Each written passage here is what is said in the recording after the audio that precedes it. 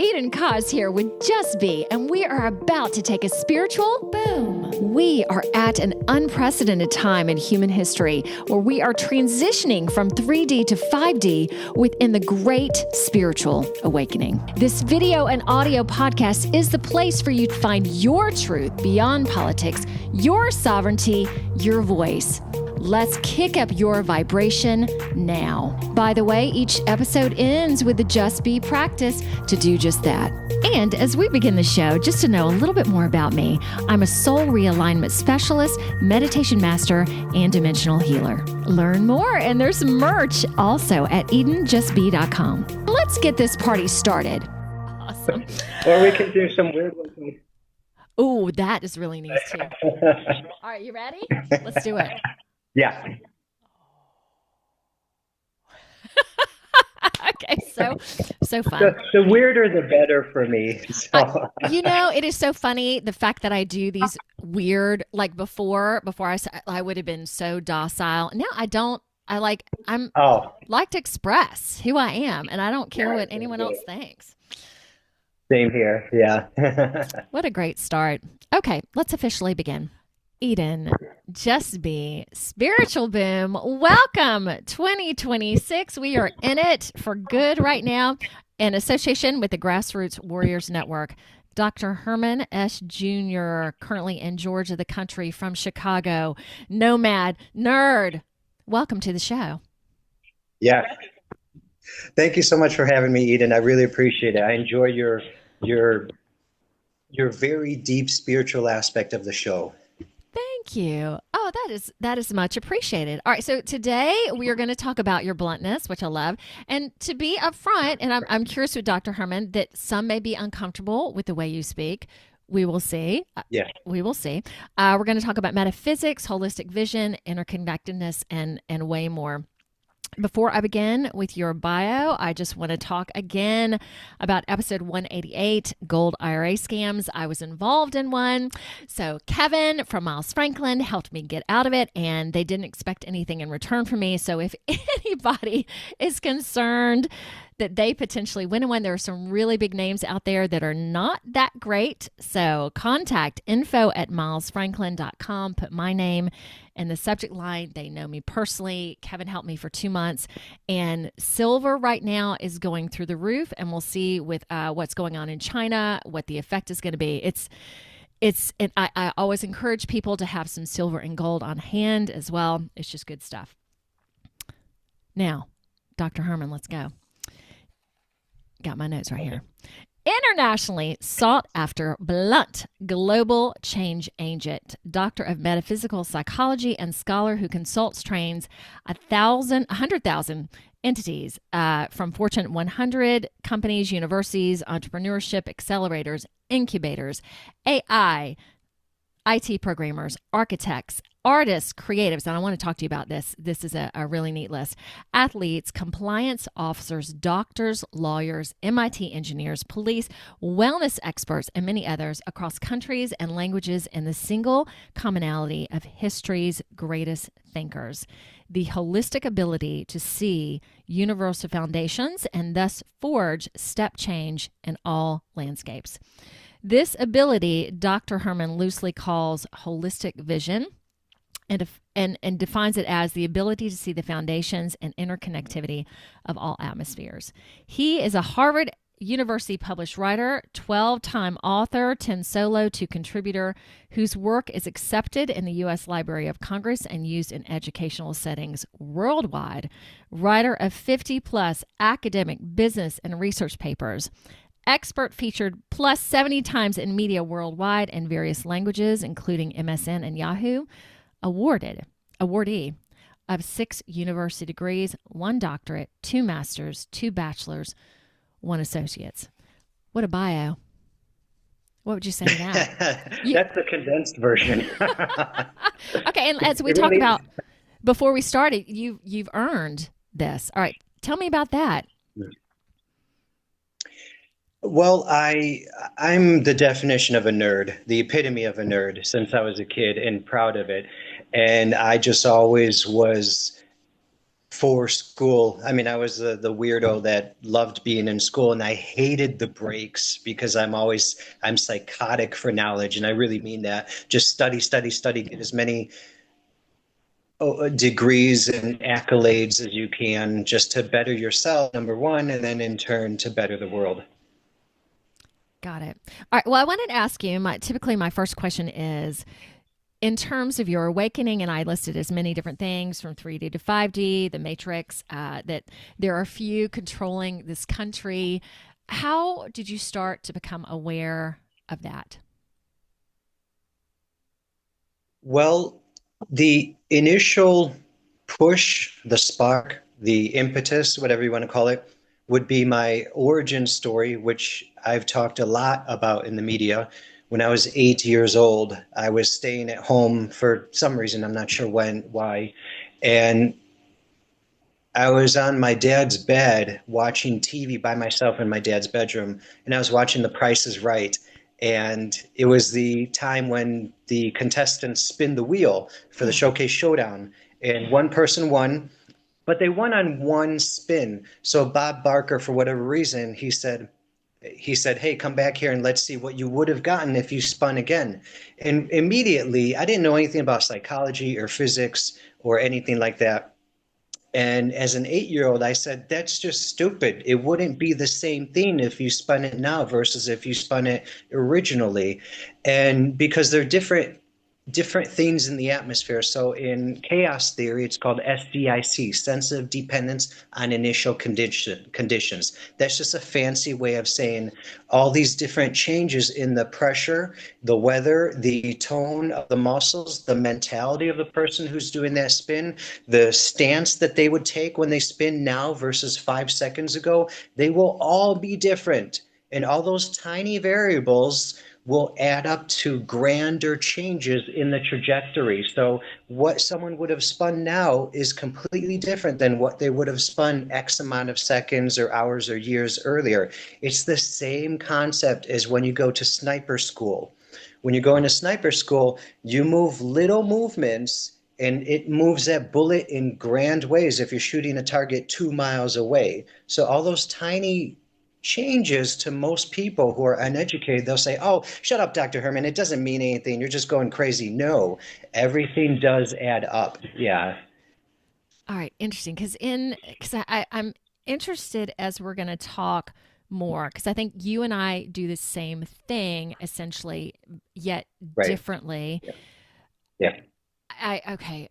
What was my question going to be with that? Well, let me go ahead and read what. Hold on. Hold on, everybody. I'm flipping my page. What metaphysical psychology is about. Okay, so I just got this definition off the internet, so you tell me if it's needs some tweaking. Okay, metaphysical psychology is a branch of philosophy that explores the relationship between philosophical concepts and psychological processes, focusing on how these ideas influence human behavior and societal dynamics. It aims to provide insights into the human condition by examining the deeper meanings behind psychological phenomena. All right, would you agree with that? How would you expound on that? I have no idea what you just said. I'm kidding. Awesome. I tuned out after the second word. Okay. I got the Simpsons playing in my mind. No, I'm So kidding. what does it mean to you? Sure. And by the way, if you wish, Yeah. I didn't fully answer your initial question. I gave the first part, but we Oh, can come back to please. that, or we can leave it alone, whatever you wish. But I'll answer this question Okay. just for your show, so whatever you wish. So yes, that is correct in the strict definition Yeah. sense, but there are two issues. Number one is in metaphysics, for metaphysics, there are two different types of metaphysics. In philosophy, which I hate, I don't hate philosophy, but I hate the metaphysics definition of it in philosophy. In philosophy, metaphysics is basically, and I'm speaking very general, Yes. pondering and just looking up and cloud gazing and just talking about, well, this and this and this, what about this? Okay, again, I'm being very general and very much like a lay person, an everyday person. So that I don't like. it doesn't get you anywhere. It doesn't give real world benefits. The second type of metaphysics, which in my opinion, in my study, is real metaphysics. I don't even call it only metaphysics. I call it metaphysical science because it is a real science. And that is the metaphysics that I deal with. So that's the first thing I want to say. Okay. A second thing I want to say is I hate when people ask me what's metaphysical psychology because it's Well, I wonder how it's many like other questions I'm going to ask that you're going to hate. Probably lots. I hate that question. Well, the reason why is because like we were talking about with the SDIC, sense of dependence on initial conditions, when you're studying something, if you are going to get real results, you have to be precise. So the same reason why scientific experiments are conducted very rigidly. No, you pour this amount of water. No, you have these kind of variables for the psychological test and Yeah. control it. Not because you're a control freak, but you need the same variables to be reproducible. Now, the problem with metaphysical psychology is it is an ever decreasing field, metaphysics, that is. So, to give you an example, the word metaphysics only comes from the Greek meaning meta, above or beyond. Physics come from physique, which is pertaining to the physical world. So, of or beyond the physical world. Okay, what does that mean? Well, it means anything that pertains to something beyond the physical world. Okay, well, what about quantum physics? Quantum physics is all about the non-physical world. Of course, you can get into semantics and say, well, the physical world is also composed of quarks and components and atoms and stuff, but we won't do that. So science is taking over metaphysics slowly every day. So, for example, metaphysics, science hates and fights against, and they say, oh, that's Yeah. a bunch of garbage. But they say that now we understand meditation and visualization and spontaneous regression, where you just mentally heal yourself. I'm not giving mental advice, medical advice. I'm not a medical doctor, all that stuff. But we have case studies where you actually heal yourself from just visualization, meditation, all these different things. And back then they were called witchcraft. Back then Oh, they yeah. was called nonsense. But now science is saying, well, that's based on the microtubules in the brain, or that's based on the crystallization that's conducted in the pineal gland or formed in the pineal gland or whatever. So metaphysics is this big category, but science is saying, oh, well, that's no longer metaphysics. Okay, that's no longer metaphysics. Okay, that's no longer metaphysics. So metaphysics is becoming a smaller and smaller and smaller field. So it's very hard to get someone to precisely understand, because of that reason, what metaphysics is. So for that reason, I don't like giving that. I just basically say that what metaphysical psychology is just basically studying the variables that affect the psychology on whatever you want to call it, a non-physical realm, a spiritual realm, whatever you want to call it. It gets deeper, but I'm going to shut up now because it's going to be too long of an answer. Okay, because I want to go back to your initial story too, but just to plug in there, I am the embodiment, I guess you would call it, of someone who works in the unseen realms. So I have also been Yeah. told in the past that you're a witch, you work for the devil. It has been a Yeah. tough road, I guess, to climb, where now I am, no, this, I don't have to prove myself to anyone anymore because this stuff works. And I've got, clients that have had astounding, beyond Western medicine things happening to them, or changes that are just in our world are not called for, or not appropriate, or not. So you and I are in the same field, again, just different in how we handle it. All right, go back to your original story, please. Sure. So I mentioned the origin story. You asked me when I started to see the reality of Yeah. these jerk pieces of garbage rulers. I'm staying PG because you told me, because of my language usually. Shut up and be PG, doctor.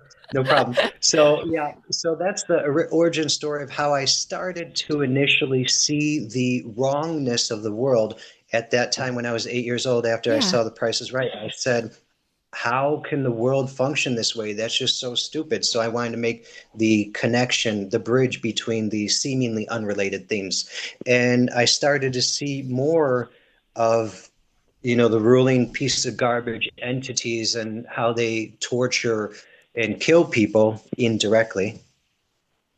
I would say when I was maybe late teenager, maybe early 20s, I started to come upon that as I started continued my education in universalism or Yeah. holism, whatever you want to call it. So yeah, and then when you start to learn more and more, you start to hopefully, you start to make more connections of, especially if you're in metaphysics, of why this is so and why these entities are really saying, I have to be careful with what I really want to say. No swear words, but the message. When they really want to say, wear this or don't go out or any of that stuff, I'm going to stop there. Okay, and knowing you can be pretty open on my show, even though we do have the PG aspect because we are on community radio. All right, I want to ask you this. I heard this a long time ago when I first started waking up, and I still don't know if it's true statistically, but they talked about people that were awake, that the larger majority were those who completed high school or had a high school education or under, and then the PhD level. That those were the two groups that were really aware of the elite, whatever you want to call it, the control that was going on in the world. And of course, I fit in the middle of those. What would you say to that? That's interesting. I just had this conversation not long ago with a PhD colleague at a Yeah. university. He and I taught together in Chicago, and he's a PhD in communications, Latin guy, and we said the opposite. And I said this on another show too. When you're of a higher echelon of degree, such as the PhD level and postdoctor level, you may see these things, but you shut up because you're Yeah. inculcated through the education system to just follow authority, follow Follow the authority. So steps. as a matter of fact, there is research that's been done on the grander your education, the more shutting up you will do and falling in line you will do because you're used to that. So I would I agree with what you said as far as illumination, like Yeah. really knowing what's happening, but really knowing what's happening and professing such and helping others. I would say it's the non higher educated people that are out there. If you go to, be careful with my language, but you get the idea. People who Mm-hmm. aren't PhD and even master's level, they're the ones that see things in this regard a little bit more clearly, faster, many times. So, how do you handle that, knowing that also academia is very prolific? Okay, let me watch my words too. Prolific in indoctrinating. You also, to get to A to B to C, you have to follow these steps. And if you get out of line, that's not how you do it. And knowing that you're a very blunt, um, wanting to do things accurately, I guess you would say. How do you handle that? Well, I'm an iconoclast, so everyone, or excuse me, not everyone, but a lot of times people play this game or whatever. They say, "How would you describe yourself in one word?" Or it's on Yeah. game shows or whatever. My word is iconoclast. So that's basically, for those of you that don't know, iconoclast basically means someone who destroys icons, who destroys rules and systems and stuff. So, but in a peaceful, non-violent way, all that legal crap I gotta say. So I'm here to as the wrestler, for those of you who are older, Rowdy Piper Yeah. said in the movie They Live, the alien movie They Live, he said, Yes. I'm here to chew bubblegum and kick A. I don't know if I can say that word on PG rated radio, and I'm all out of bubblegum. That is me. That is me by every damn word. Oh, I don't know if I can say damn, sorry. I know these PG rules. So to answer your question, so I'm an iconoclast, so I just don't care. I go into entities and I'm wearing flip-flops, and I'm not exaggerating. I'm walking in with sandals and, with my language and everything. I don't care who you are. So if you're going to invite me, you know who you're inviting and you know what's going to be said. So, but how do I navigate it and help people? I do still teach it in universities, but I'm not accepted in the university as far as tenureship, and I wouldn't want it also because they're Wow. taught, as I said, to just. I've been offered it in foreign countries, but I'm not going to do it because at some point they're going to say, "Get out of here!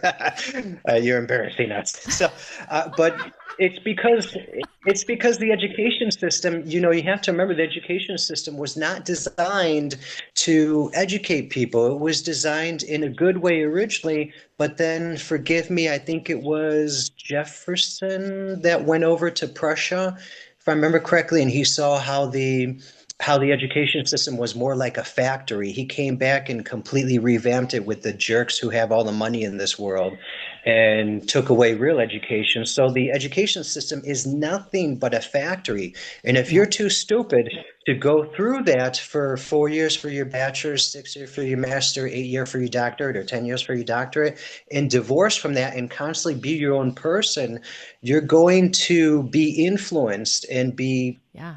controlled. So it's not something of your interest, of your best interest, if you're not able to keep that divorce and be like, I'm my own person, I'm my own person. I'm just going to get the degree, then I'm going to get out of here and destroy all this crap, peacefully and legally, all these systems and help people. Man, okay, you and I are very similar. I consider myself kind of an iconoclast as well because Ah, I do not operate like a typical person. I am nice. seen also, thank you, as weird or there have been many names that have been thrown around, yet right now it feels so important. And I finally saw They Live probably like a year ago because Ah, I've seen a oh lot of other God. things, and it was so good to watch and go, oh my god, that's exactly how it is. And the movie is so corny. If y'all haven't Yeah, watched it yeah, yet, it's great though. It's very indicative of yeah. now. So how you travel a lot, so marching to the beat of your own drum, and you're married, correct? How long have you been married? Oh, almost 19 years. Okay, My how wife is from India. okay, how did you find each other? On the internet. I was the only white guy registered on the biggest Indian matrimonial website in the world. Wait a minute. Okay, why did you decide to go there? Because you were in India at the time? No, I never went to India at that time. So What? yeah, for various reasons, which I won't go into, I 19 years, so 20 years ago, I started to learn Hindi. I taught myself Hindi so I can speak it now quite fluently for about 20 years now. And because I'm a nerd, like I said, I teach myself languages. And 20 years ago, I decided for various reasons that I only wanted an Indian wife. I would not accept anyone else. I don't care if she was a model or anything, a white model, black model, whatever, for various reasons. And I told all my friends, a lot of them were Indian at that time, though they didn't influence me to arrive at such a decision. And I said, hey guys, I'm looking for this. So they told me, oh, go on this one website. And I did it and we met. Okay, wait a minute. You decided you were only going to have an Indian wife. Why? Oh, I can't say why. It Oh was, yeah. my goodness, now my interest is piqued. Well, the reason now I don't mind telling you if we're at a cafe one day, but if we're on the air, We you, are. you can lose a lot of members. Oh man. Yeah, Okay, you yeah. are so interesting. I love that. Okay, so you're the only Also weird. white guy on this site. What I'm guessing. Yeah. Okay. Why was she attracted to you?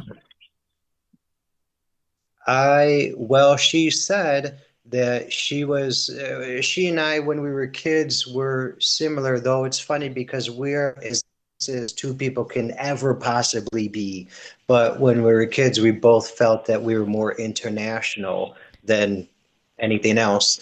So we were both looking overseas for opportunities, including relationships. Okay. And obviously, she likes to travel because you travel a lot. Yeah, actually, she owns a travel agency, so it's Oh very my helpful. gosh. Okay, that is Yeah, beautiful. And I hey, went to. heads up for those who are watching, you're pausing a little bit, but your voice is not pausing. So we're just going to Oh, keep rolling. sorry. Oh no, that's okay because you're far from me. All right, Yes, I am. where were you when COVID happened? That was 2019. It blew up in America 2020. So 2019, I actually worked in 8 countries. So when it Oh first came gosh. about, yeah, when it first came about, that was at the end of 2019. So I was in Bangkok, which is my favorite city in Yeah. the world. I love that place. And then I came to America shortly after, and then all the stuff happened. How did that affect your travel? Well, I mean, it didn't. I want to say it didn't affect it because this is my business. Yeah. Excuse me. My wife and I were both digital nomads. Most of my work is online, uh, but when it is in person, I'm the one that's making us go everywhere. We're highly nomadic. We bounce around a lot. We're minimalists, so we sold most of our possessions, 97% of our possessions in Oh, 2016. So to answer your question, it's my work. So I'm fortunate to say I want to go or I don't want to go. So when all that stuff happened, I was getting work that was remote, so I didn't have to go. But okay. if I wanted to, I could have, as long as, of course, the borders were open and everything. Jeez. All right. What? How did you handle COVID? Ask it like that. Oh, it was common sense. I know where you're going. We're both weird people. I know what you're doing. With common sense, with just shut up and think for yourself and divorce. The number one thing I ever teach. I've been doing this work for over 10 years. If Mm, you forget every damn thing, I don't know if I can say that word. Sorry. If you forget everything that I ever teach you, remember one thing, and that's to fall in love with divorce. Divorce is the best thing you can ever do for yourself. Constantly divorce from your atmosphere, from your core, from your characteristic, from yourself, from your relationships, everything. So you can step outside of yourself and see things properly. So when all the idiots are running around being fearful and saying, "Oh my God, whatever's happening, AI is going to take over the jobs or this or whatever." It doesn't matter what it is specifically.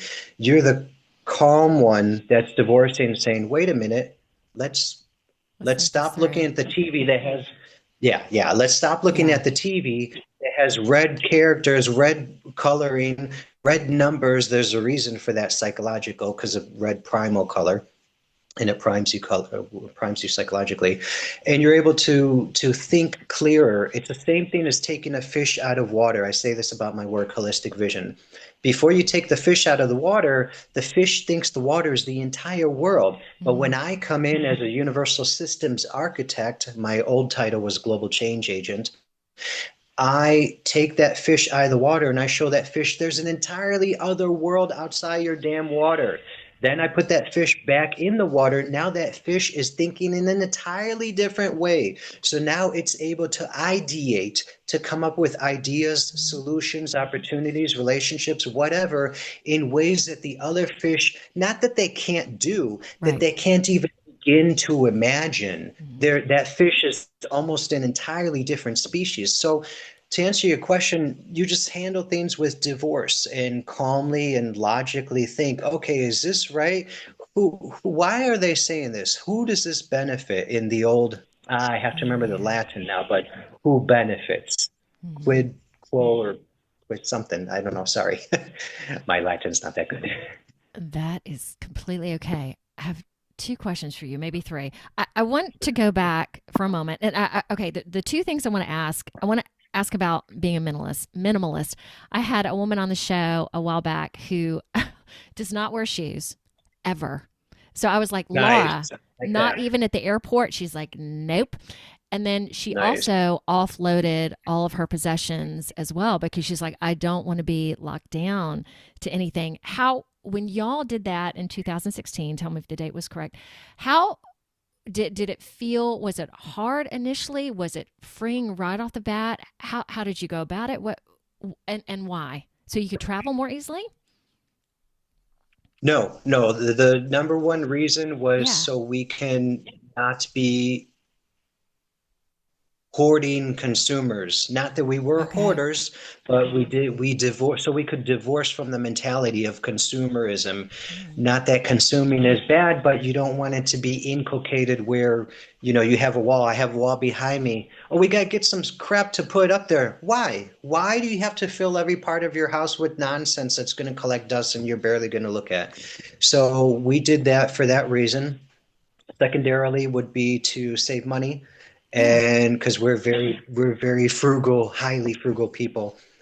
So, and the third reason is just for ease of travel as well. Mm-hmm. So we did that, and yes, it was extremely hard because I had a lot of books being a nerd, and the books were the most difficult thing to get rid of. To let But go I of. have it all in yeah, yeah, I have it all in digital format, but it's not the same thing, of course. So it was hard. And you're talking with someone who I used to get $200 haircuts.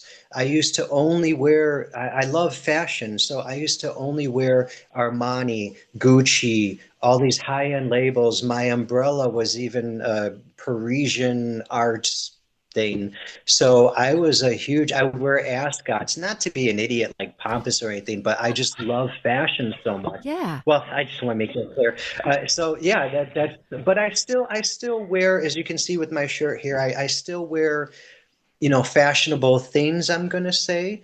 But yeah, I never wear socks. I won't say some other stuff, but you know, I, there are, I like your friend because you don't need a lot of stuff that these pieces of crap are pushing onto the Yeah. world, saying you got to buy this shampoo all the time, you got to buy this toothpaste, you got to buy all this stuff and these shoes and everything. It's not for you. Again, divorce, and say why. Okay, you're saying all these things help you with your dental. I'm not saying to do this. This is Mm-hmm. just my education, my entertainment purposes. You're saying that this helps with reducing cavities and reducing whatever. Okay, what about humans for thousands of years before this was ever invented? What Exactly. about the tribe? What about the tribes that are living right now Mm-hmm. that are being studied by ethnographers and sociologists that have exceptional teeth Yep. beyond Western groups? So there's a disconnect there. So just that little impetus of, wait a minute, just that one part, wait a minute, for when they're trying to do this, trying to do that, that right there is what separates you and what helps to get people to divorce via my work and via your work, Eden, in a different way Mm-hmm. to then step on to grander things. Awesome. And for those who are only listening, Dr. Herman has on a flowery Oh, kind of shirt. It's not Hawaiian, but it's just it's gray with these no. beautiful flowers on it all around. It's And awesome.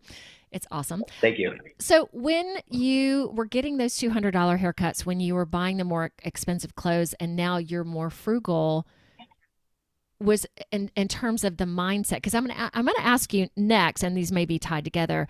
You use the word divorce a lot. I'm curious about that word selection as well. So when you divorced yourself from the more expensive items, was that also easy to do, or challenging as well? Or Yes, it was. Yes, it was definitely hard because the first thing.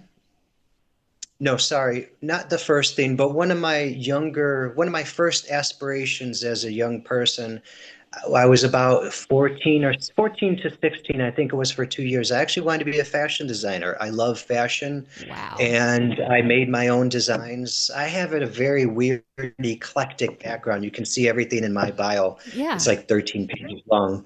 And so yeah, I definitely missed it. And even now, sometimes I'll be walking down the street here in Georgia or Thailand or India or whatever, and we'll just go. I love window shopping. I don't have to buy anything. I love shopping, and I'll just go to the high-end stores and be like, oh, that's so cool. I know I can get that, but I don't really want to. I don't want to go back into that consumerism. So I just buy, fashionable clothing that's cheaper, and just to keep my mentality out of the consumerism. And then as far as the word divorce, my work is all based in deception. My work is deceptively simple. So that means you think it's simple when I ask you these drills and everything, but then you're like, what? Wait a minute, Dr. Herman. Okay, all right, let me think about that. Because I need deception. If I come at you and say, okay, I'm going to completely change how you think and destroy your cognitive schema, your thinking foundation, you're immediately going to put up your walls. So I have to do stuff that's going to trick you. So, for example, in one of my works that I do a 2-hour discovery session. So very simply put, basically allows me to discover what you want to do, or something inside of you, whatever it is. If you're an adult and you want to change your career, student, you don't know what degree you want, or whatever. So I ask people for 2 hours all kinds of weird stuff. What's your favorite donut? What would you do if you're walking down the street and a penguin comes and punches you in the face? So they're like, what the hell are you asking me, Doctor? Oh, sorry, PG, stay PG, stay PG. What are you asking me, Dr. Herman? So they don't know what's going on, but I do. Yeah. In the end, I'm taking all these variables and noting them and writing them down too, physically, and saying, okay, according to this, you don't know what was happening, but this all means you want to do this, or you don't want to do this, or you better do this by tomorrow, whatever it is. So I use words that create, like an iconoclast, that create a feeling, that evoke emotion, that are called primal words in linguistics. So divorce is one of those. And it helps people to remember what I said. So they say, oh, divorce, divorce, divorce, divorce. Forget my name. I'm nobody. Okay. You don't need to remember Dr. Herman. Just remember the stuff that I teach you. And if you remember one thing, divorce. Okay. What would I ask you from that point? Because I similarly, okay, I'm going to go here for a second. When I am with a person, I feel them energetically, so I can also detect what they're saying, if it's true for them or not. But it's similar for me. It's like putting together, like watching their body movements. So many times people say no, but are shaking their head yes. Like those things I'm like noticing, going, hey, do you realize that you're doing this? So it's like taking all these components and pieces together that people may not realize, and cohesively coming up with a plan. Or it sounds like you do the same thing in really getting to the personality, really the feeling, like cutting through all the BS, like getting down to the heart of who this person is with those questions. Is that accurate? Yes, but I would first appreciate you remembering we're on PG, so I think BS is kind of risque. So mind your language, okay? Oh my gosh, I'm gonna slap my hand. I'm trying. Now, who in your list of people that you work with? Oh, and I do want to. I'm going to segment off on another question for a moment. What is your, in terms of conspiracy type theories? Okay, let me ask it this way and see what you think. What has been your favorite? What has been your most, I can't believe people bought into that? Maybe the most significant one. The most significant one, there are many. If I had to pick one, I would say, and this may divide some people, let's go, possibly even you. But so I am a Gnostic. Do you know what that is? Kind of, but yeah, explain it, please. Okay, sure. So I'm a Gnostic. So Gnosticism is a group of people who believe that, and this is going to be, I don't know if I should say this. Well, I'm just trying to think of your listener base in Ohio for the radio. So Gnostics are basically people who, I won't say everything, all right? You can go and research it if you want, the listeners. but Gnostics believe that this world is a mistake, and coming to this Mhm. world is a mistake, and this world is a prison planet. And I mean that. That's not an exaggeration. Okay, it is a prison planet. I would So, agree with that. yes, yes. So I would say that that's the grandest mistake or whatever you want to call it that humans can make. I'm going to be careful and stop there Okay. again because it's a religious area or spiritual, actually, not religion, but yeah, so that's what I would say. However, if you're looking for something that's non-spiritual in the non-spiritual realm, I would say the biggest letdown I have or I receive from humans is just them not waking up and not divorcing and seeing what Yeah. is really going on. They're just so, humans are just so stupid. They really are so stupid. They're so easily distracted with all this nonsense of reality TV and Yeah. TikTok and everything and this, chat GPT stuff. It's a useful tool, but it's not designed to be a useful tool. It's designed To like capture to be you. like TikTok to keep you engaged. Yeah. Hmm. So, and there's everyone that says, "Oh, I know about that. I know about that." Yet they go off and just, live in Instagram or Facebook or TikTok and stuff. And it's like you're making it worse. So those are the two answers I have. Thank you. I'm going to Mm. add, I don't feel like you're of this planet. In a very good way. Like you seem I like, know. yeah, just someone who's come onto earth, doing your part here and checking out when it's time. Do you have hope in the world? No, I don't. I used to be Ah, extremely optimistic.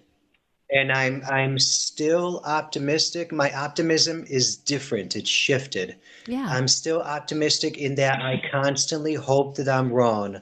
But my experience across the world, across countries, industries, and languages says that there's no waking up anytime soon if it ever happens. So no, I don't believe, and I say constantly to people, and I hope your listeners understand. I know you will, but I hope your listeners understand. I mean this positively and not in an idiot sense. I say constantly to myself, like Jesus said, I'm in this world, but not of this world. Mhm. So I believe that. And please, please understand, I'm not being a piece of garbage here or an egotistical idiot or anything like that. I believe that I'm here as you, well, I'm blunt. So I believe, as you just said, that I'm just I find this hard to say without sounding condescending, but I totally don't mean it that way. Yeah. I'm here to do whatever I can to just wake up whoever I can because this time when I go, I'm not coming back. That's for sure.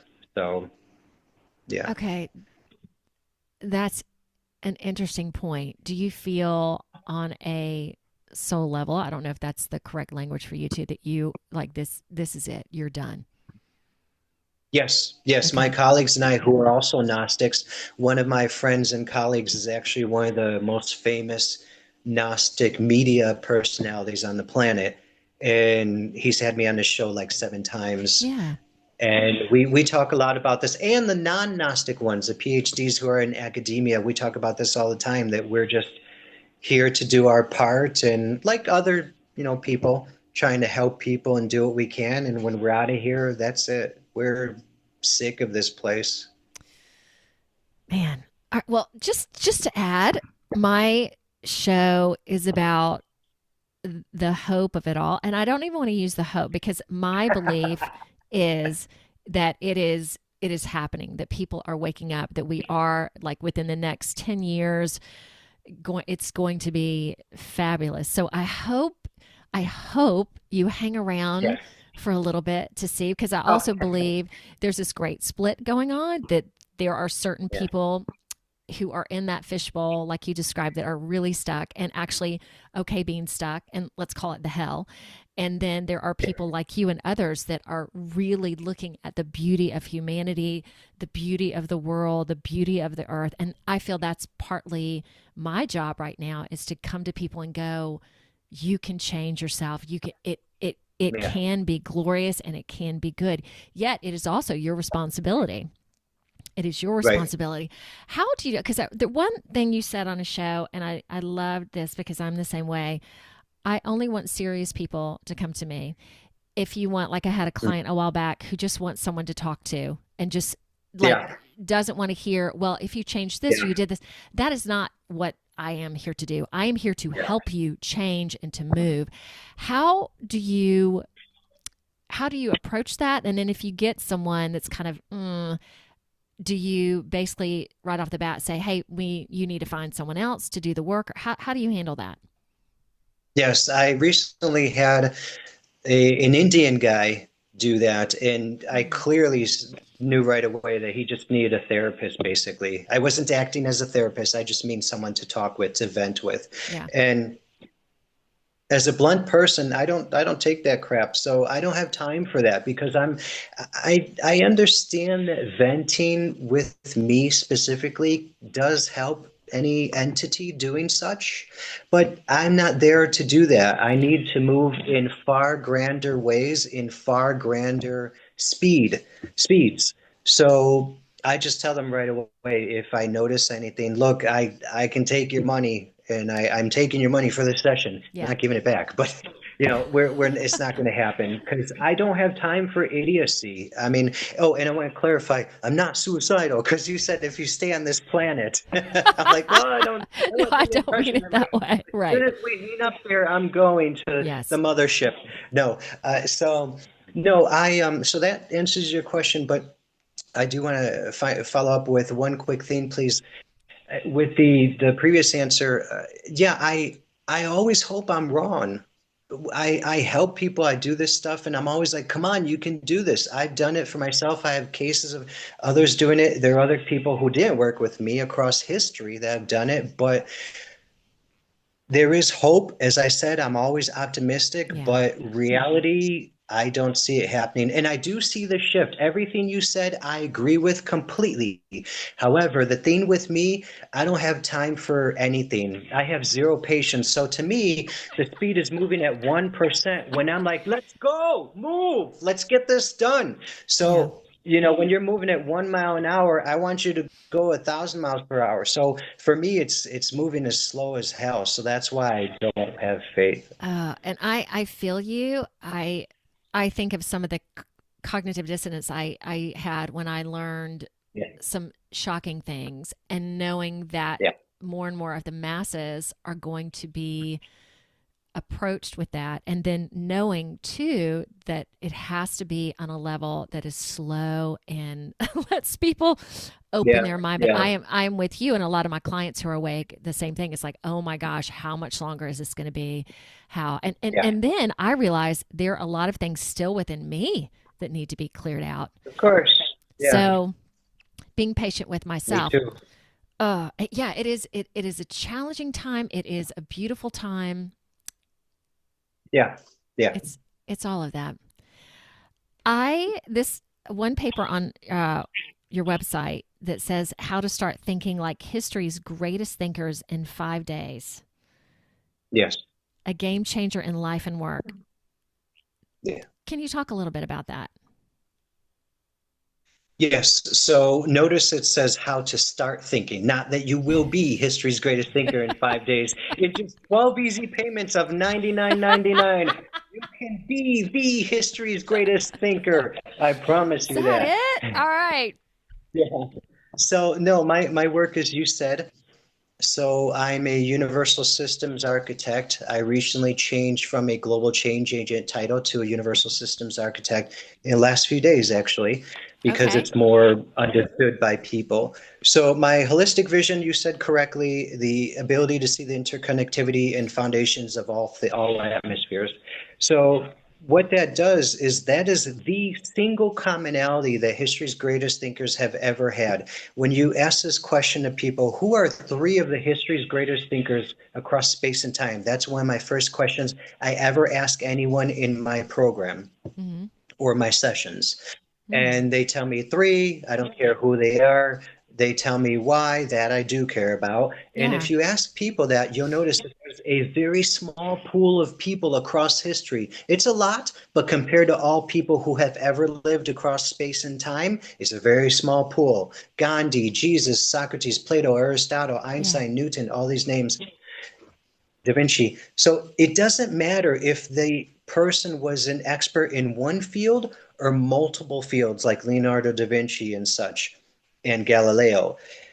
What made them history's greatest thinkers is that they were able to find the common core, if you want to call it that, or the algorithm, the root cause, the underlying concept, the foundation, the universal, whatever word you want to call it. They were able to capture that, find it, and use it in seemingly unrelated fields to transfer that knowledge into that other arena. And that is the commonality that history's greatest thinkers had. And that is holistic vision. I call it holistic vision. You can call it whatever you want.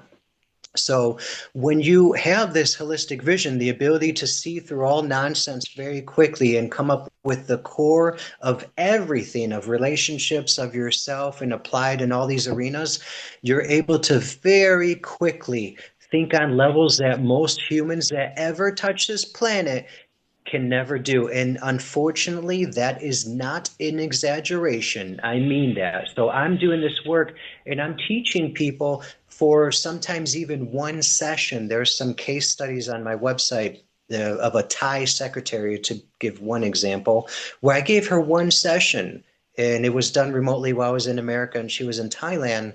And it completely saved her job. And that's not hyperbole. She Yeah. actually told me her job got saved because of the issue that she came to me. She was going to get fired if she didn't fix it. I gave her a 2-hour holistic vision session and she secured her job. So to answer your question, that is what you need. You need the ability to divorce and step back and see universals or root causes or whatever you want to call them.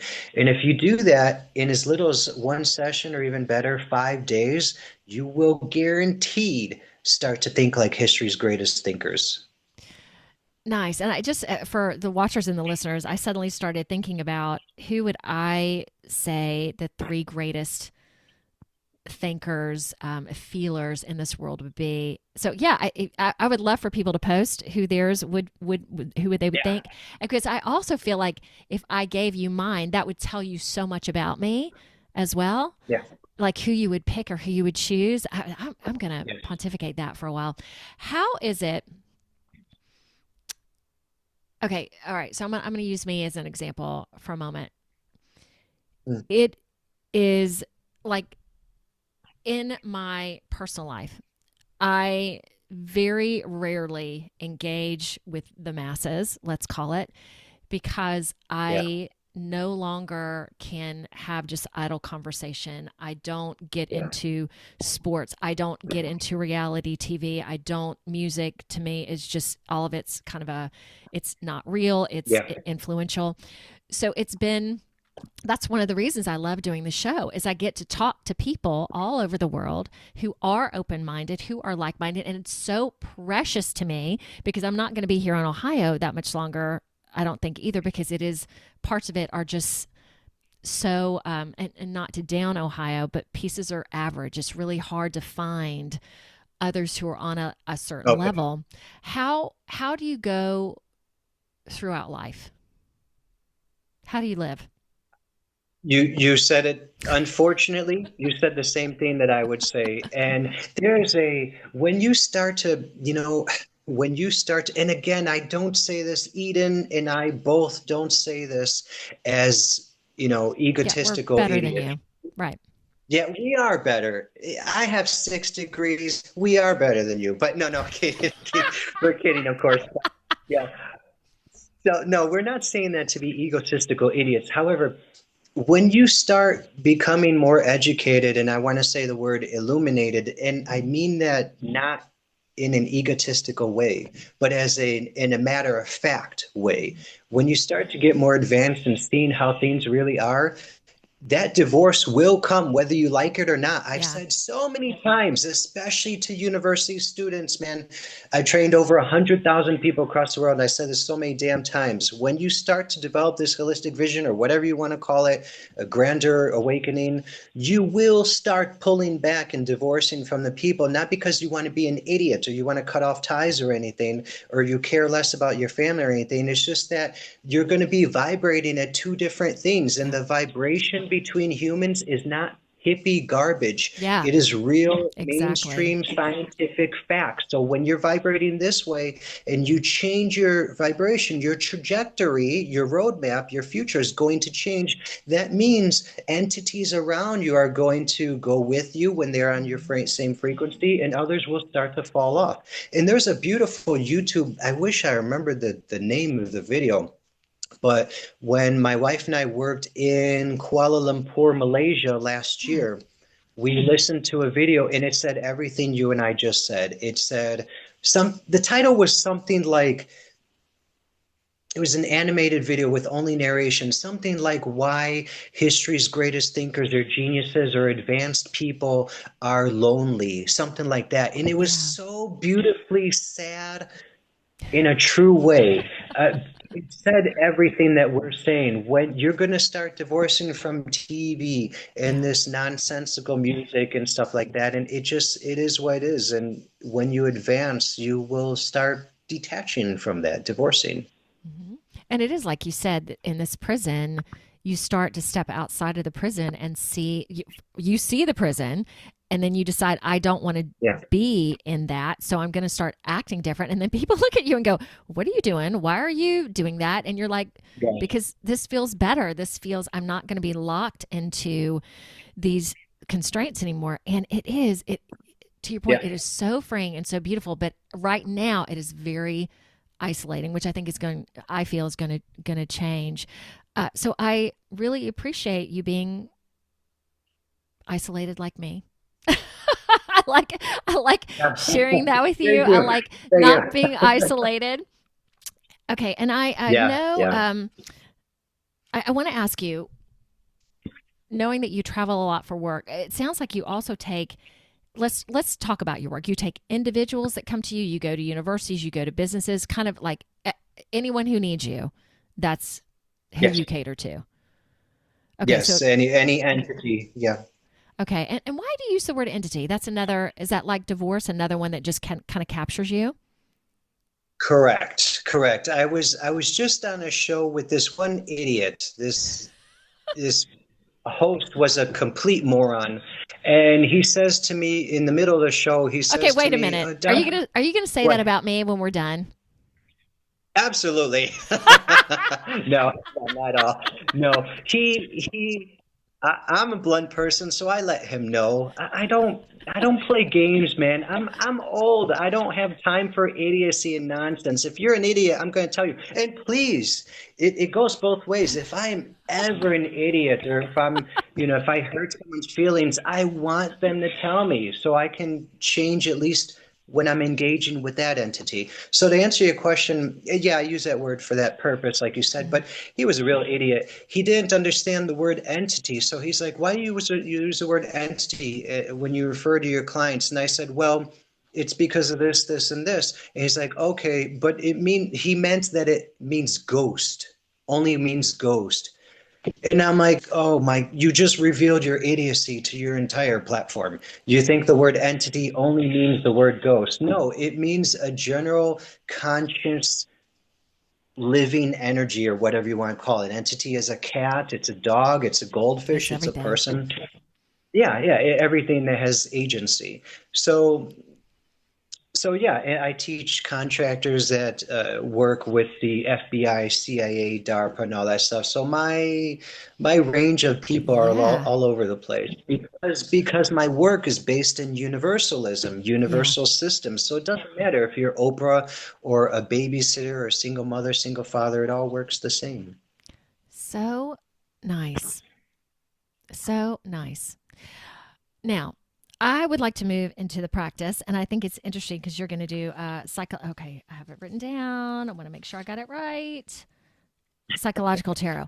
And from what I understand and seeing you on another show, you, okay, tell me if this is correct, that you don't believe in tarot, or how do you feel about the aspect of it from a Correct. spiritual level?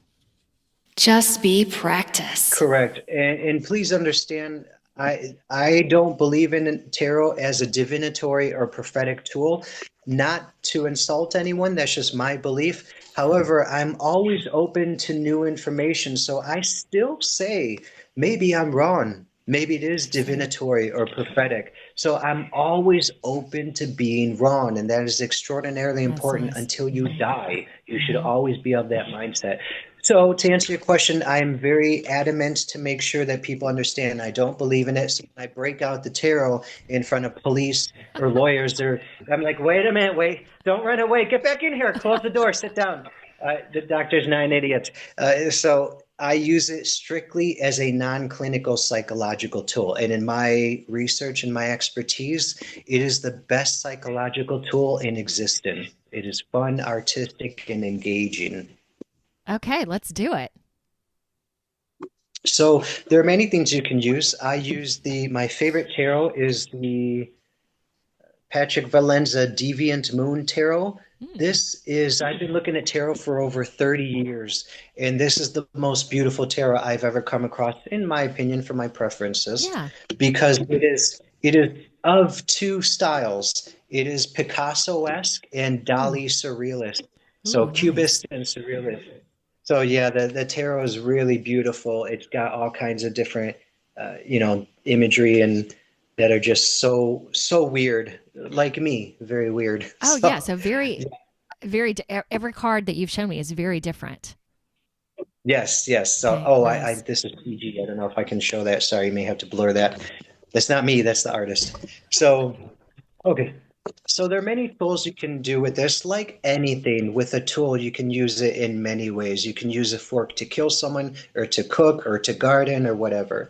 So one way that I use this tarot is a psychological test, a popular one that's called the Rorschach test, developed Mm-hmm. by Dr. Herman Rorschach, same name as me. Mm. So most people know what that is. It's also called the ink blot test. It's Yeah. the test where, okay, so for those of you that don't know, a psychologist or psychiatrist will hold up an ink blot test and say, well, what do you see here? I see a dog. What do you see here? I see a cat. What do you see here? I see a clown with a gun killing people, whatever. There's no wrong answer. So I'll use it as a Rorschach test. And I will go a little deeper. Usually I don't say, give me the first thing you think of, which is what the Rorschach is. I go one step lower where it's give me the first thing you think of, but nothing superficial. So I'll hold it up. And if someone says something that's obvious, like wheelchair or moon or something that is obviously there, I won't accept that answer. So I normally that would be incorrect if you're doing a Rorschach test, but I do it in a different way. Mm-hmm. So give me what the first thing you think of when you see this. Okay. And I'll do 20 cards, 30, 40 cards. I'll write down all the variables. Then similar to the deceptively simple exercise that I told you about, where I'm asking, what's your favorite donut? What would you do if a penguin came up and punched you in the face? Something like that. I'm writing down all the variables. You don't fully understand what's about to occur. And I'm creating an algorithm of at that moment, because every time you do a Rorschach test, it can give you completely different results, the same as an IQ test. You take an IQ test today when you're happy, you can get different results when you Mm-hmm. take it 5 hours Yeah. from now and you're not so happy. So, and it tells me what you're thinking, where your emotional state is right now, how your thinking is either superficial or pretty good or root level, or even better, the best type of thinking you could ever have, holistic. Hence my name, Holistic Vision, for my work. So when you're thinking from different angles at the same time, that is the best way you can do it interconnectedly. So that's one way. Another way that I do it is a very famous psychological test called TAT, T-A-T, Thematic Apperception Test, TAT. So, and forgive me, am I supposed to just tell you these exercises, or are we actually supposed to do them? I would love if you're okay and we can do it minimally. I would love for you to do it with me so people can actually Great. know. And I'm open to whatever. Eden, Okay. I'm really concerned about you. I don't know what's going on. Oh, that's already passed. That's a given. Good. I've already checked out against you. There we go. And I will do my best also for those who aren't watching to describe things as best as we can. Or maybe this is just something you just need to watch. All right, ready. Yeah, good. Okay, so we'll do the TAT together, T-A-T. Okay. So this, let me make sure it's PG because some of this artwork is not. Yeah, this one is good. Okay, so this one is this is the Seven of Cups. So as you can see, very cubist and surrealist. So a tat is I show you any image, and you can use anything. You can use tarot, you can use rocks in your garden. It doesn't matter what it is. And I tell you, this is what you see. This is the image. Now you create a story. You tell me a story or write it down, whatever, of what is happening here. What story are you getting from this picture? So, but do it in the present tense, not the future and not the past. So tell me, what is this representing? What is happening in this atmosphere? Okay, so first person, present tense. There is this maniacal man who is creating something. I guess it's on a piece of paper, and these cups are just thank you for holding it up clear. Oh, and then the paper is like there's either someone behind it or he's creating this form from the paper. It's just it's a little dark. I'm a little concerned by it. And I'm also wondering what the cups are for. Okay, is that and, okay. And I see his painter's palette right there. It's it's very interesting, but I don't feel good about it. I don't look at it and go, "Oh yeah, look at that. That's great." Yeah, it's a little dark. Okay, that's interesting. So I'm just going to quickly write some notes here, and then I'll tear you down. All right, I'm ready. Concerned. All right, basically she's psychotic, and Eden is psychotic, and sorry, that's my inside voice. I have to shut up. Oh my God. Okay, all right, so you told me the present tense. So let's go ahead and let's say, now this one will be a little bit harder. So normally what I do is I tell you to draw the atmosphere that occurred before this, the past, that led up to this situation that you see and you described. So this one's going to be a little harder to do, but we can make it work. So go ahead and tell me the atmosphere that occurred that led up to this, or you can draw it and show me, whatever you wish. Okay, maybe I'll talk it through. All right, and y'all just know there are lots of things, like it's a very detailed card. I'm just now noticing there's a shadow coming out of his face or whatever. I would say that this person who is doing the drawing, who is there, it was really hurt. I would say, oh my gosh, parental or a family instance, and they're like going very internal, this is their way to cope, and the way that it's coping is fairly dark. All right, how was that? Okay. Yeah, in almost every exercise I ever give, there's no wrong answer. So, yeah. No, you're right. You're right. Okay, so now we're going to do the last one where it's future. So you told me the past that led up to this situation here. And again, with this drill, you always draw it, but we're not going to do that. So now tell me the atmosphere that is the future of this present one. Okay. I do not see the future as being very bright. It feels like he's hiding away and being very too internal, that it's just going to get worse and worse, and he's just going to start feeling even more alone. Oh my God, this is dark. The cut, like it's just, and it shows several cups, and there's some that are falling as well. It just feels like everything's kind of falling falling away. This isn't a solution. It's just going more internal in terms of the grief and not feeling good. Okay. Okay, got it. Let me write one word here. How do you spell psychotic? Okay. Okay, stop that. Yeah. Okay, so you're supposed to know that, doctor. You're a doctor of psychological systems. You can't spell psychotic. Okay. I'm getting at myself too, not only you. All right, so let's go ahead and do this as fast as possible. I say as fast as possible because my drills are deceptively simple. So one drill easily always takes at least 30 minutes, and this one is minimum of 45 minutes. It's very quickly. Okay. So it is interesting. I did this drill. I don't know if you saw not the last, but one of the recent interviews of me here in Georgia. It was another in-person interview, and I did this. I did the similar drill, but I did the Rorschach one, and I posed a question that was similar, and the guy immediately went to the negative. So the first thing I noticed is you are only speaking on the negative. Yes. So, and that makes me think why. So you said the present, and I'm summarizing obviously, but I'm only summarizing key phrases.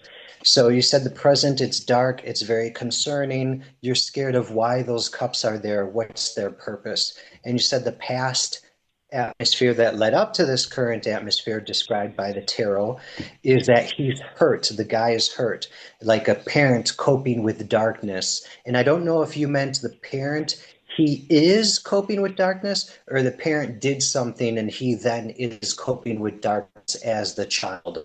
Yeah, a child. The parent did something. Okay, parent did something. Okay.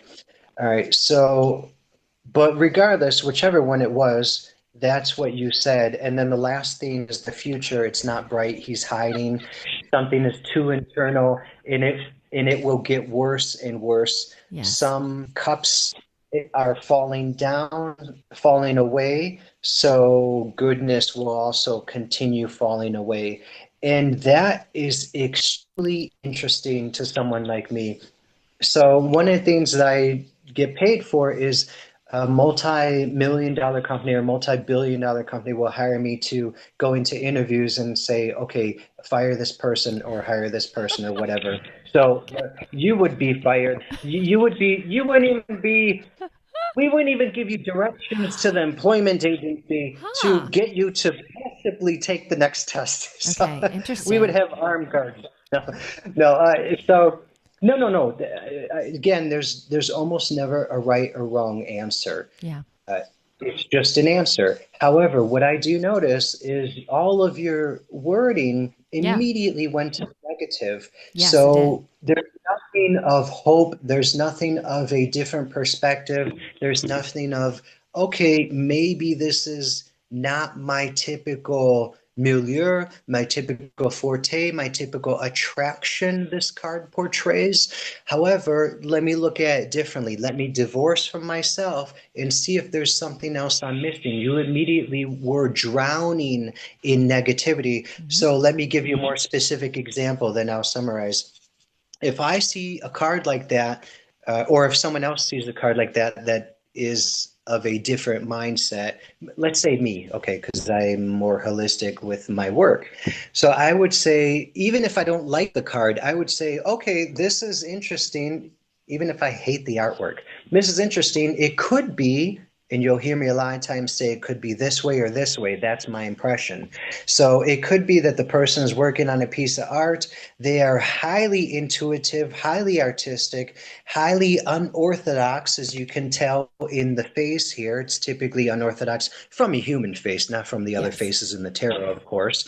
They're drawing, they're painting in a very unusual position. So maybe that then translates into perhaps, and this is all speculation, speculation, but the point is it's divorcing and seeing things differently. So maybe that translates into he's sitting in a really weird position. Maybe he could see things that other people can't see. He's got cups there. Maybe either he's very thirsty, so he was very thirsty, so he's drinking a lot. Therefore, he's been in that position doing that work for a long time. Or maybe that's just symbolic cups of he's hoping to fill his cup with fortitude, with all kinds of positivity that come about from when he's finishing this painting. So you will notice that I constantly, as a character, in my own character, I go back and forth from here, from physics, from witchcraft, from superstition, from religion, from mathematics, from psychology. I'm constantly bouncing around to see the universals that are from here, from here, from here, from here. And when you're doing that, it bleeds into everything you ever do. When you give someone directions, you're going to be giving them directions that are more finite. When you go outside, take 5 steps, turn right, take 10 steps, you're right there. Instead of someone saying, okay, all right, the store. Okay, so go out here, go right out here. And when you see, I'm going to stop there. So you see the difference in the delivery right there of the directions. So it's the same thing. When you have this ability, it bleeds into everything you do. So your work on this drill, 100% correct, nothing wrong with it in the traditional sense. However, as I always say, you may be completely right in every exercise you ever do, mostly, but there's always a better answer. So this right here would tell me that for whatever reason, and this is superficial based on one exercise. I typically do many exercises to get more of an understanding of the entity I'm working with.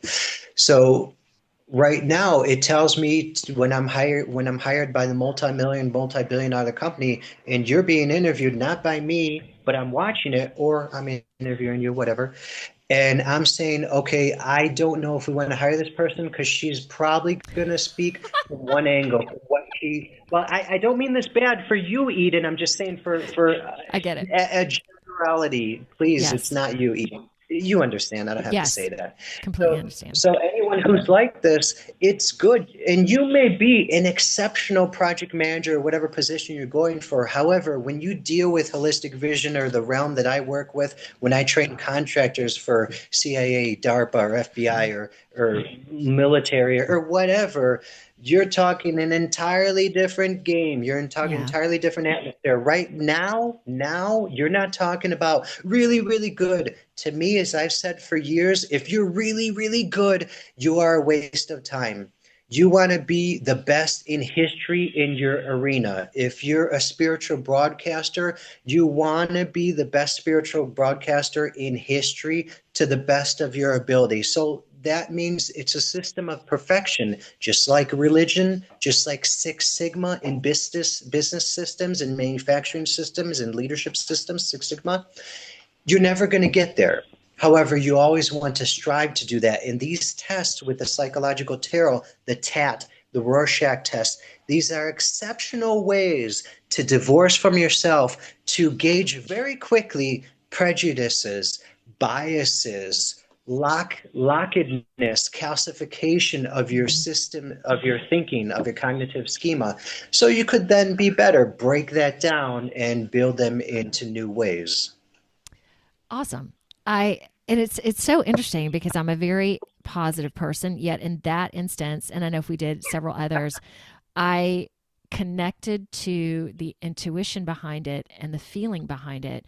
So oddly enough, okay, tell me what you think of this from your perspective, and this is mine. I divorced myself from my own biases and just went into it, the feeling of it. Yeah, what do you think of that? I think if I understood the first sentence of your answer right now, I think I would agree with you. At least in this exercise, we're not saying you always do this, it's your core character, nothing like that. This is just one exercise. Right. But yes, I would say that you divorced, and just allow me to speak freely, please.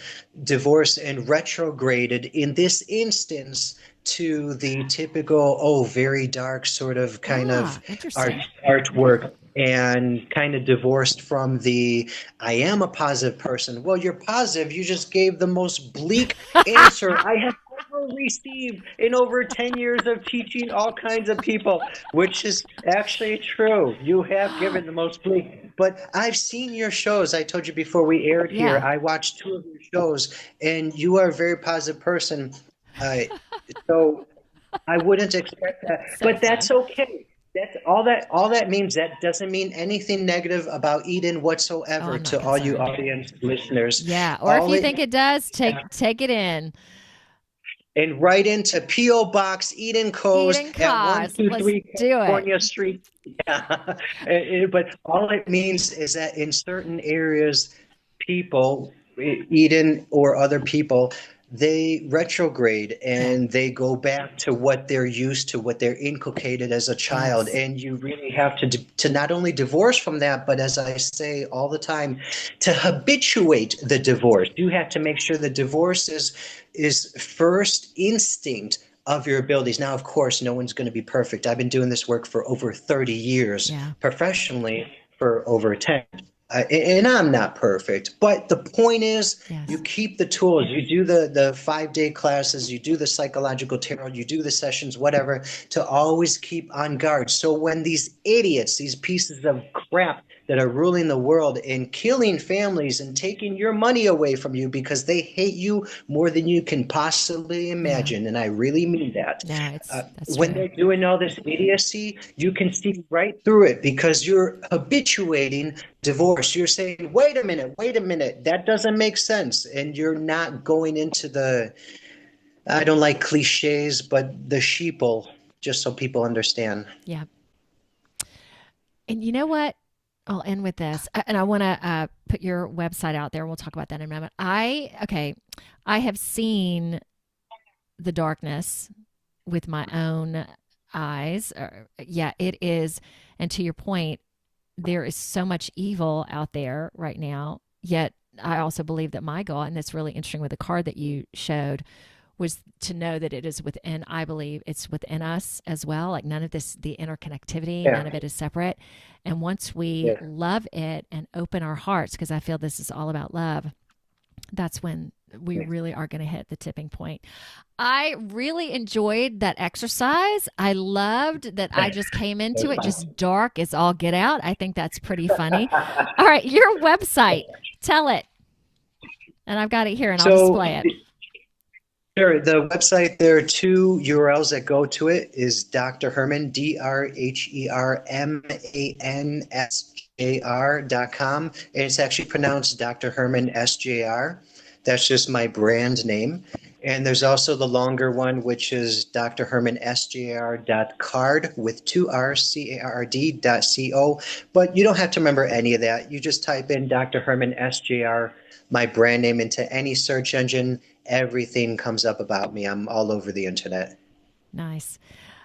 Thank you so much for being on the show and for taking the time that we did. I appreciate your wisdom in the world. I would encourage, I guess is the word, to just keep that hope going, because it is, for me, I wouldn't want to live on this planet if it was all going to go to, and we are in hell right now. I don't want to be here. So there's a part of me that it just, in my heart, the past couple months especially, is just expanding and just so great. So thank you so much for sharing for doing what you're doing. Keep putting some hope out there. I love that you also said, I don't know if it's coming, but I always like, to have that piece. And I love what you said too about, I love the word flexibility, that when I learn something new, next week I may learn, oh my gosh, there's way more to that than I thought. Or so y'all keep learning, keep an open mind, do not be sheeple, research, look down the rabbit holes. Any advice you would give in terms of looking down rabbit holes and research? What would you say to that? And that'll be our final. Sure.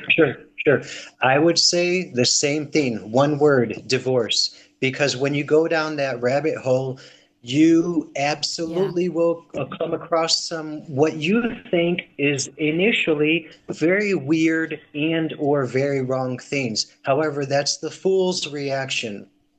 The fool's reaction would be like, oh, that's just stupid. I don't need to see this. Yeah. Maybe you're still right. Maybe that stuff is nonsense. However, the danger is if you don't divorce. If you don't divorce from your preconceived notions and your established education that you had for X amount of decades, you very well, highly probably may miss something that can change your life and further help you to help the world. So when you're going down those rabbit holes, divorce, shut up, and just look at the information first, then make an educated decision. Yeah. And watch They Live. That'll tell you everything. Yes. Okay. That's a great movie. Yeah.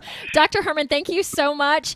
And as I always conclude, y'all stay tuned next week. There's so many interesting people that come on the show. And again, I feel so lucky and appreciative that I get to meet and talk to all of them just like you. So thank you. Y'all stay tuned. Dr. Herman, stay with me for a second. All right, y'all. See you later. Thank you so much.